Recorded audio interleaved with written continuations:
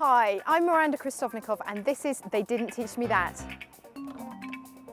I've been contacted by a trainee teacher who's in desperate need of some advice on her big problem, classroom management.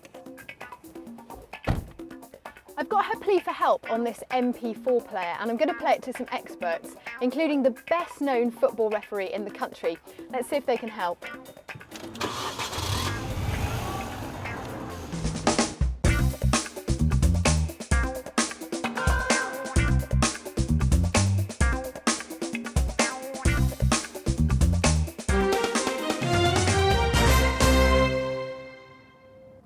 I'm on my way to meet my first expert, but in the meantime, take a look at the message I received.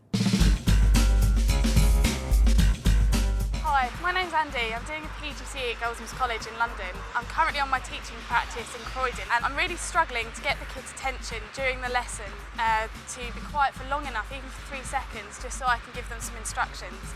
If I was talking to them at this level, they wouldn't hear me at all. Secondly, the type of pupils that I teach really have confrontation issues and I need to find a way to do it without being confrontational, otherwise they'll just argue back at me and it will just escalate into a big row. I've got an observation coming up, so if you could really get this back for me, I'd be really appreciative. Thank you. So it comes down to two issues for Andy: developing non-confrontational tactics and finding an alternative to shouting. And my first expert should be able to help on both fronts.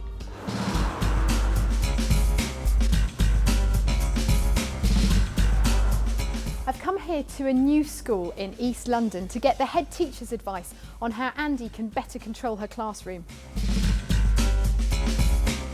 I'm really struggling to get the kids' attention during the lesson. Secondly, the type of pupils that I teach really have confrontation issues and I need to find a way to do it without being confrontational. So one of the things that Andy's finding is that she always has to shout to be heard in the classroom. How can she get around that? I think the beginning of the lesson is absolutely critical. It's about coming into the space, looking like you're comfortable with what you're about to do, looking like you are pleased to be doing what you're going to do, not looking scared, not looking apprehensive, because children, like animals actually, are very good at picking up on those signals. And any other general tips for Andy? Yes, particularly again at the beginning of a lesson where there's something happening that is quite low level, it's not actually disrupting the rest of the lesson. So you do what's called selective ignoring, which is that you carry on with what you're doing till the end of that chunk of the lesson, kids go on to something else, and then you go and have the little private word. So you're not setting up that confrontation in front of everybody else where the kid feels they're being put into a bit of a corner and all their mates are watching, and the last thing they're going to do is back down in front of their mates, and so the thing just escalates. Let's say you decide you can't ignore something, is use something what we call SWAT, S-W-A-T, which is just a series of little stages that we use in the classroom as part of a discipline plan. So state the rule, warn of what the consequences will be on the second occasion, and then act if something goes wrong, and T for time out. And they're the sort of 4 stages. And lots of schools will have different names or different ways of doing it, but I think it's commonly accepted quite good practice in terms of dealing with that sort of thing.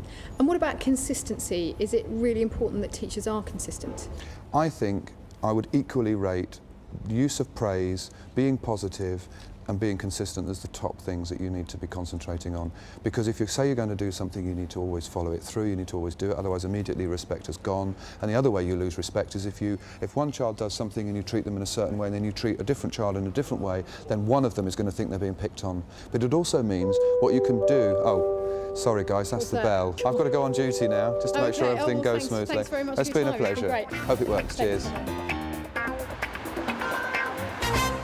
You know, I think the key thing that I got from Andy's comments was that appearing to be in control and calm actually gets you a long way to being in control. Now, the next chat that I've lined up is on the other side of London, so I'm going to get a move on.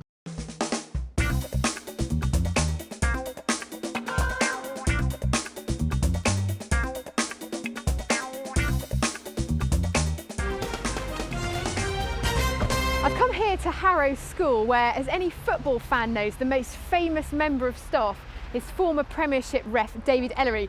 I'm hoping he's got some top tips for Andy. Thanks. Come through to study. Thanks very much. So you've refereed Premiership football matches and you're a housemaster here at Harrow. Is it easier to cope with 22 millionaire footballers sort of adrenaline pumped on the field or a classroom of boys? I suppose it's easier to referee a match because you know it's only going to last for 90 minutes, then you're clearing off, whereas a classroom full of boys, you know you've got them for a year or 2 years. But in a way that can help as well, because you've got more time to establish relationships, and much of discipline, I think, in schools and on the football fields comes down in part to reputation and indeed your relationship with the people you're dealing with. So how do you maintain that relationship, whether it's footballers or boys in the classroom? It doesn't matter if you're a bit strict or it doesn't matter if you're a little bit lenient. I think if you're fair and consistent and people know where they stand, deep down you'll then get their respect. Football, people tend to know what the rules are, they tend to know what the penalties are, and if you're then fair and consistent in applying them, then by and large they will accept them. In a classroom, I think it's the same, that early on you need to establish as a teacher what is acceptable to you, what is unacceptable, and indeed what the consequences may be, because that's what real life is about. The advice we often give new teachers here is it's better to be tough and ease off, and the same also with refereeing, than to try and start soft and then toughen up. People accept you getting a bit easier in due course. And I think you then have to decide, as we all do when dealing with adolescents in particular, what are your battlegrounds going to be, because you know you can't, as it were, fight them on every single issue. It's not good to battle over dress because that's very subjective. But turning up on time for a lesson, if a lesson starts at 9 o'clock in the morning, you're either there at 9 o'clock or you're late. And now with your referee hat on, have you got any anecdotes of maybe famous footballers you've sent off the pitch and they disagreed with you? I've had my falling out with Roy Keane, who I sent off 4 times, and David Beckham and I have exchanged words on occasions. What I did find was, on the football fields, and I think it translates very much to the classroom as well, is that humour and smiling can often help. I had a game at Chelsea once where 2 players had a bit of a dust-up, and I called them across for a lecture. And Dennis Wise, who was very amusing, came across and just said, right, just send them off and get rid of them, they're a pair of idiots. And we just all burst out laughing, and the game just carried on quite nicely. And sometimes in the classroom, a joke can take the heat out of a situation. So just bringing it back to our teacher, Andi, she's finding that she often has to raise her voice in the classroom to be heard.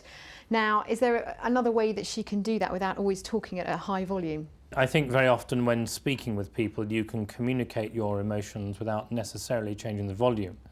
And sometimes by speaking that little bit more slowly, that little bit more clearly, that little bit more deliberately, can actually give a degree of authority. Equally, sometimes if you're in a situation where you're generally in control, just stopping talking because 2 people in the corner are having a chat and you just stop and wait for them to finish, and eventually everybody looks round and they realise, is often better than shouting at them and telling them to shut up.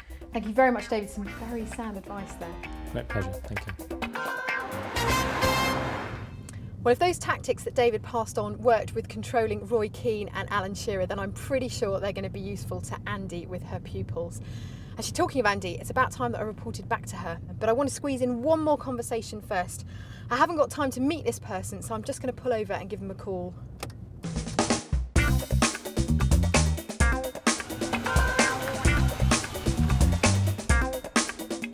The person I'm about to speak to should know a thing or two about controlling a room full of people, because he gave up full-time teaching to become a stand-up comedian. His name is Geoff Norcott.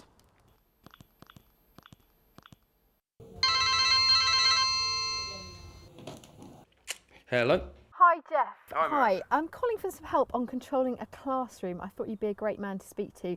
Are you still keeping up with your teaching, even though you're now a full-time comedian? Yeah, I still do a few workshops here and there, and I still do a bit of the odd supply just to keep my sort of hand in. And it has helped in some ways, because I think, especially particularly with supply teaching, if you can go into a group of teenagers that you don't know and win their trust and respect in 30 seconds, then you can pretty much do anything. And there was a very tiring period where I was doing full-time comedy and full-time teaching. I was so tired that at some points I'd find myself in front of a room full of 11-year-olds telling them dirty jokes, and then in front of a room full of adults trying to explain to them the rules of the usage of a semicolon.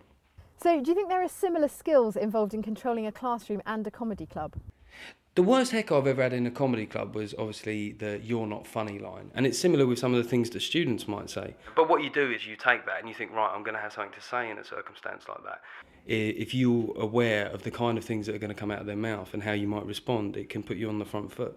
Okay, so bringing together your teaching and your comedy experience, what tips could you pass on to our teacher Andi in terms of maintaining her authority and getting the pupils to listen to her? I think the advice for Andy would centre around attitude. Teenagers, when they actually encounter you in the classroom, the way you first encounter them is going to have a big impact on them. So if you greet them, if you try and get a lot of smiles in the first couple of minutes of the lesson and a positive from the outset, hopefully that will communicate itself to them.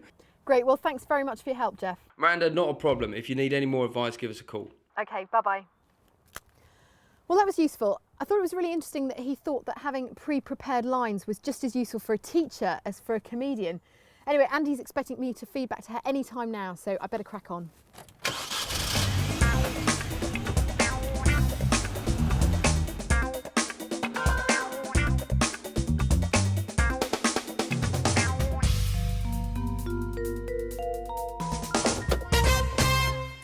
I'm here at Andy's college in South London to present her with the top tips from my 3 experts. I've stored everything they told me on my MP4 player, so let's go and see what she thinks.